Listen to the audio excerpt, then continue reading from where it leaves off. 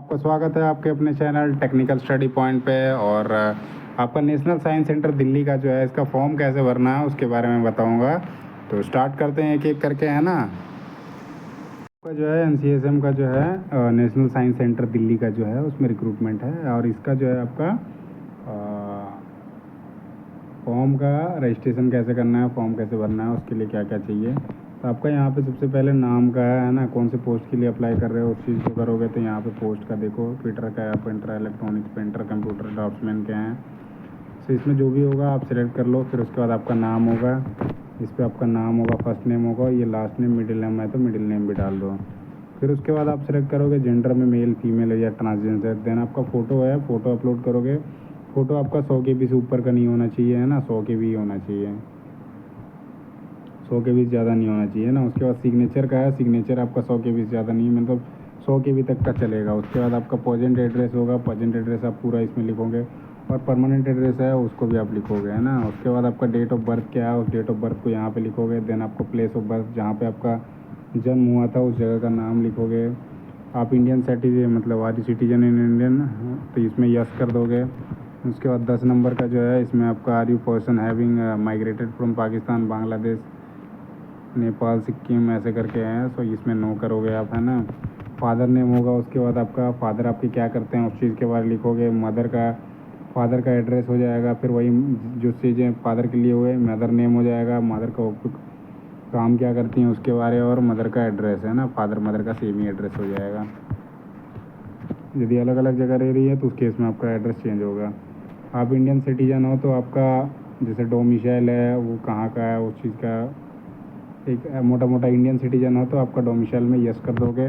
Then 18 number question है, इसमें आपका माइग्रेटेड हो क्या आप किसी दूसरे देश से, जैसे पाकिस्तान या बांग्लादेश से, उसके बारे लिखने का है इसमें, है ना, या फिर नेपाल से, इसमें नो करोगे। टोटल इनकम कितनी है वो लिख रखोगे तो आपका इनकम सर्टिफिकेट बनेगा, उसमें लिखा रहेगा। रिलीजन आपका जो भी होगा उस चीज़ को लिखोगे, हिंदू, मुस्लिम, सिख, ईसाई, बौद्ध, कौन सा भी है वो लिखोगे। कास्ट कैटेगरी में आपका जनरल, EWS, OBC, SC और ST, जिसमें से आप आते हो उसको लिखोगे। आर यू फिजिकली चैलेंज, मतलब आप यदि दिव्यांग हो तो यस करोगे, अदरवाइज नो करोगे। उसके बाद ये अब विडो, डाइवोर्सेस या फिर ये वुमेन के लिए हैं या सेपरेट हो रखी है, मतलब तलाकशुदा है यदि, या फिर एक तलाकशुदा होता है, दूसरा जो होता है आपका कि हस्बैंड यदि आपके डेथ हो गए हैं उस केस में, तो है ना, तो उसके लिए यस है, तो उसमें फ़ी नहीं लगता है बेसिकली। तो यस नो उस चीज़ को करोगे आप। एक सर्विसमैन हो क्या उसके बारे लिखोगे, तो ये ज़्यादातर नो ही आएगा। एक सर्विसमैन के हुए हैं तो कोई दिक्कत नहीं है, आप उसको डाल सकते हो।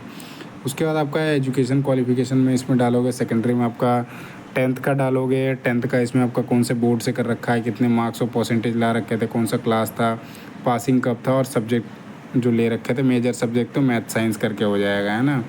ITI और इक्विवेलेंट ITI के बारे लिखोगे, जिससे आपने ITI कर रखा है, फिर कितने परसेंटेज लेके आया, तो ITI का NCVT हो जाएगा। परसेंटेज लिखोगे तो परसेंटेज में जितना मार्क्स ले रखा हो उसको परसेंटेज में आप कन्वर्ट कर लेना। फिर है उसके बाद डिवीज़न क्लास है, डिवीज़न क्लास का है, इसमें कौन से क्लास और डिवीज़न से पास कर रखा है, ईयर ऑफ पासिंग का है, इसमें लिखोगे। फिर सब्जेक्ट आपका वही फिटर, कारपेंटर, इलेक्ट्रिशियन, जो उनसे भी कर रखा है वो आपका होगा। ITI का आपका ड्यूरेशन है इसके 26 नंबर में, कितने साल का आपका ITI है, तो 2 साल का, 1 साल का, उस चीज़ का है। उसके बाद ITI कंप्लीट करने के बाद आपके पास कितने साल का एक्सपीरियंस है उस चीज़ को यहाँ पे लिखने का है। ऐसे मांग तो 1 साल का रखा है, लेकिन आपके पास ज़्यादा होगा तो उस चीज़ को डाल सकते हो। उसके बाद ये 28 नंबर पे लैंग्वेज का है, कौन से लैंग्वेज आपको बोलना आता है, लिखना आता है, पढ़ना आता है ना, और तीनों के तीनों आते हैं, तो उस चीज़ को आप करोगे, है ना। 29 नंबर क्वेश्चन में है, तो इसमें आपका एक्सपीरियंस क्या रखा है, एक्सपीरियंस में किस किस ऑर्गेनाइजेशन में आपने काम कर रखा है, किस डेजिग्नेशन पे काम कर रखा है, जब ज्वाइन, जैसे यहाँ पे नेम ऑफ ऑर्गेनाइजेशन, कब आपने ज्वाइन किया, देन आपने कब वहाँ पे छोड़ा, या फिर कर रहे हो तो वो टिल डेट तक हो जाएगा, है ना। डेजिग्नेशन हो जाएगा आपका, किस पोस्ट पे काम कर रहे हो, और सैलरी हो जाएगा, कितना सैलरी आपको मिल रहा है, पैसा, है ना। आप किसी गवर्नमेंट ऑर्गेनाइजेशन में काम कर रहे हो तो इस चीज़ का भी लिखोगे, यहाँ पे नहीं कर रहे हो तो नो करोगे। 30 नंबर क्वेश्चन में है, इफ़ सेलेक्टेड व्हाट नोटिस, मतलब ये कह रहा है कि यदि आप सिलेक्टेड हो जाते हो तो आपको टाइम कितने दिन का टाइम चाहिए उसके बारे में पूछ रहा है ना। इसमें आपको जितना चाहिए इमीडिएट ज्वाइन करना है या फिर 1 मंथ के बाद ज्वाइन करना है या 2 मंथ के बाद करना है या 3 मंथ के बाद, उसको भी आप करोगे, है ना। 32 नंबर क्वेश्चन में है यहाँ पे, have you any relative working in NCSM, मतलब आपके कोई जानकार हैं जो काम कर रहे हैं या रिश्तेदार जो NCSM में काम कर रहे हैं। फिर 33 नंबर, are you willing to work anywhere in India, तो इसमें आप नो करोगे, है ना। देन आपको क्या क्या चीज़ें, आप डेट ऑफ बर्थ के लिए आपका 10th का सर्टिफिकेट लगेगा, कास्ट सर्टिफिकेट है तो उसको डालोगे, कास्ट या EWS का। फिर आपका 10th का मार्कशीट डालोगे इसमें, फिर उसके ITI का इसमें डालोगे, फिर आपका एक्सपीरियंस जो है उसको इसमें डालोगे। सारे जो है आपको PDF बना के डालने का है, या JPG फॉर्मेट में भी डाल सकते हो आप, है ना।